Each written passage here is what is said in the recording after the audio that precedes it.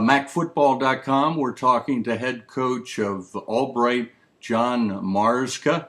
And John, I did see a video of the game on Saturday, but I'd like to have just more of a condensed version of that big win, double overtime win against King's. Can you fill us in there? How did you get to the tie at the end of the game?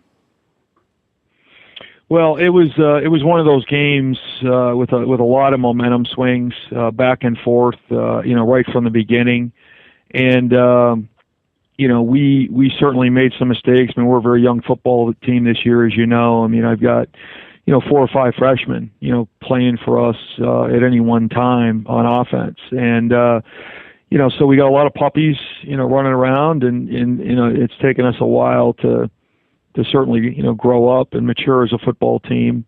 We got off to a slow start, on the year as a result of that, but, we came out of a bye week and had the bye week to improve ourselves fundamentally, plus the week leading into the King's preparation. So I felt like we had made a lot of progress going into that game, with 2 weeks to prepare. But still yet, we made a lot of mistakes. I mean, we turned the ball over 3 times on offense and, 3 fumbles. Our offense gave away 10 points, to King's, a 2-point safety, a 6-point defensive touchdown off of a recovered fumble, and then they were able to convert a 2-point play after that. So I look at it like our offense spotted them, 10 points. But the thing that I was most proud of with our guys was we just kept lining up to play the next play. And, I tell these guys all the time, the most important play in football is the next play. You can't worry about what happened the last play or 6 plays ago or something back in the first quarter or the first half. You just got to keep lining up to win the next play. And then the way to steal momentum is, we need a catalyst on our team to steal momentum by making a big play. And then one big play can steal momentum. So special teams really on the day was a catalyst for us. I mean, just kept stealing momentum. Every time we lost it, it seemed like special teams would steal it back. For example, we gave up a safety. Our offense gave up a safety. And obviously the thought process there for the opponent, they just earned 2 points, plus they expect to get great field position because you're kicking off from your own 20. Well, our kickoff unit went out there, Dan Sobolewski, who was an All-American a year ago, and he's coming into his own here as the second half of the season goes on. He proceeds to line up from our own 20 and kick an 80-yard kickoff, which now instead of them getting great field position, they get a touchback with the ball at their own 25. And to me, that was a huge momentum swing right there, where we just on special teams, we just negated the benefit, of that safety. At a different point in the game I think on offense we go 3 and out, and we're around our own 25, 30-yard line, and we call a fake punt, and our punt unit executes, picks up a first down, keeps the drive alive, and we end up converting on that drive, for a touchdown.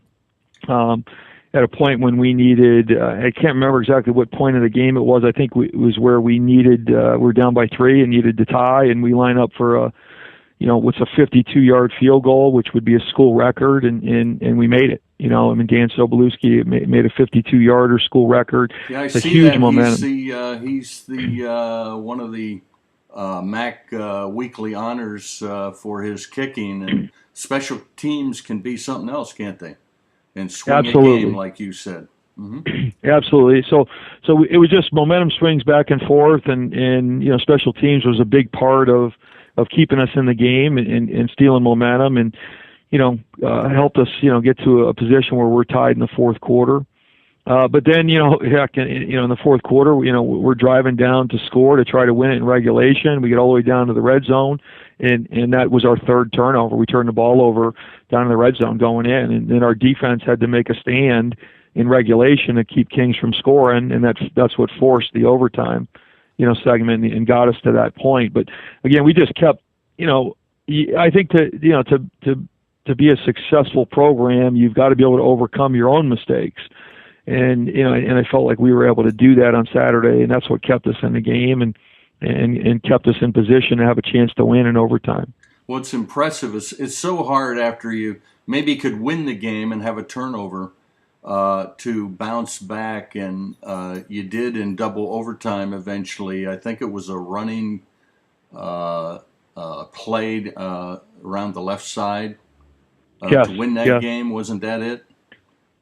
Yeah, I mean, that was the play that sealed it, but I think bigger than that, we were on defense first in second overtime. And King's was facing a 4th and 2, I think, from somewhere around the 5-yard line. Okay.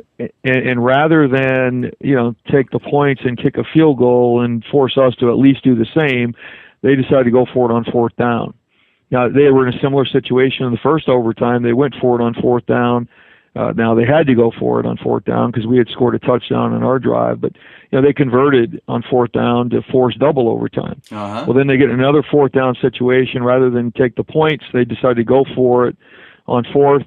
And, I'm sure they had some confidence in doing so. And also I think that, they understood that when our kicker just made a 52-yarder and kicked an 80-yard kickoff, I don't think they wanted to get into a kicking contest in overtime. So they felt like they needed to go for it, and our defense stopped them on 4th down. Big and play. That was huge because, in my opinion, was he Steve Barroso or Broso? Is that how you pronounce that? Yeah, Steve Barroso. I mean, it was really an amazing play by him because he came off the backside edge on a blitz, chased the play down from the backside as a quarterback keeper.